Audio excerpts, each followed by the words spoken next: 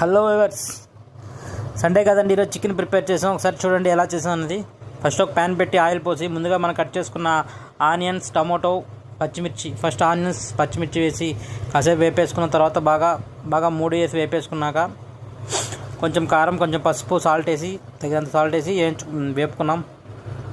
మనం ముందుగా గార్నిష్ చేసుకున్న చికెన్ అల్లం వెల్లుల్లి పేస్ట్, సాల్ట్, పసుపుతో మనం గార్నిష్ చేసుకున్న చికెన్ని ఒకసారి చూడండి. ఇలా కట్ చేసుకున్న ఇవన్నీ ఒకసారిగా అన్నీ మనం ప్యాన్లో వేసేసుకొని ఎలా కుక్ చేస్తున్నాం చూడండి ఫ్రెండ్స్. మన చికెన్ బాగా గుమ్మగుమ్మలు అంటూ ఉడికిపోతూ ఉంది. అంతా ఉడికిపోయాక ఫైనల్ టచ్లో